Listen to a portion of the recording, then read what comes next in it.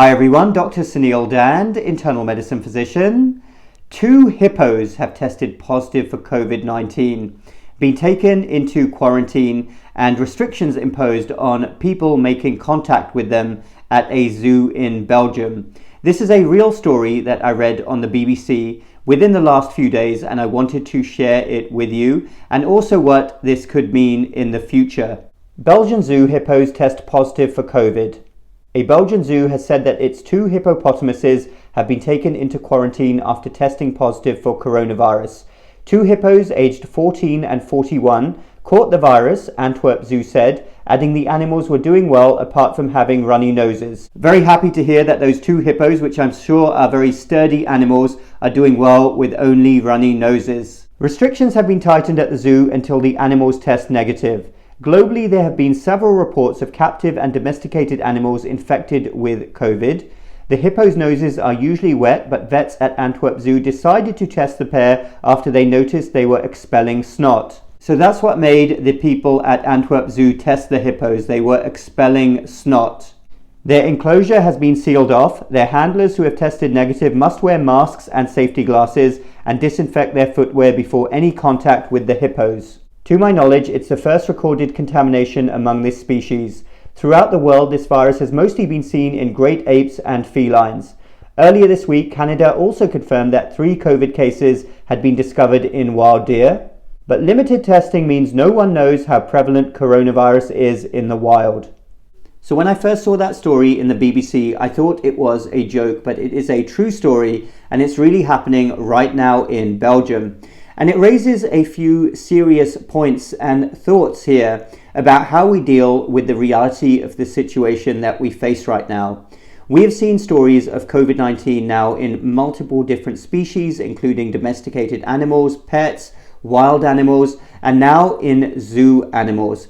And the question that we face as human beings is, do we keep chasing this up? And what will be our reaction to it when we keep finding COVID-19 in all of these different animal species? Is it the right thing to start sending animals into quarantine as well? Is it the right thing to impose restrictions on humans interacting with these animals? What happens if your pet is found to have COVID-19 and has little or minimal symptoms?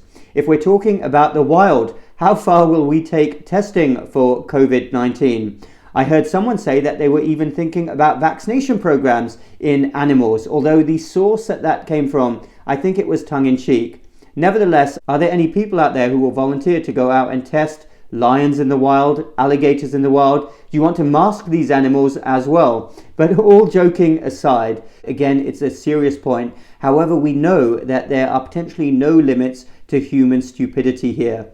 If we take a step back and really think about this, and I've actually been saying this since the beginning of the pandemic, dealing with the reality of what we face, if we take just the situation in humans alone, we have known from the beginning that COVID-19 has a not insignificant asymptomatic rate. Lots of people out there don't have a clue that they are even carrying it and test positive. If we take that fact, and the fact that no test we do in medicine is 100% sensitive, therefore lots of cases will slip through the net. Those 2 facts alone make containing COVID-19 basically impossible. I wish I could say otherwise, but it is the truth. So now add on that you have large animal reservoirs of COVID-19, and you have an unlimited potential, therefore, for new variants forming, new mutations forming. How far do we take it as human beings, chasing this up all the time and then responding to it? It's a big question we have to ask ourselves. So this finally gets to the point about the fact that COVID-19 is an endemic illness.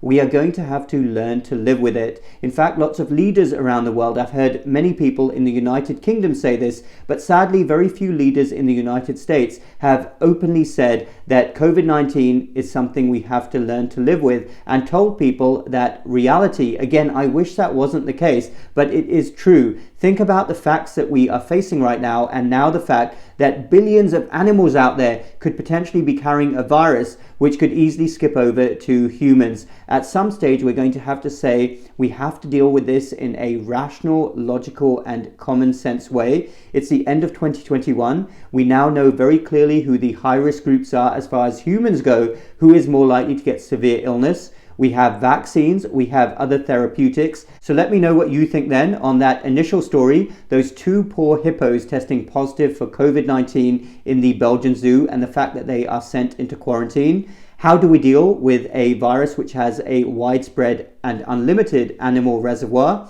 And any other thoughts you may have on what I just said.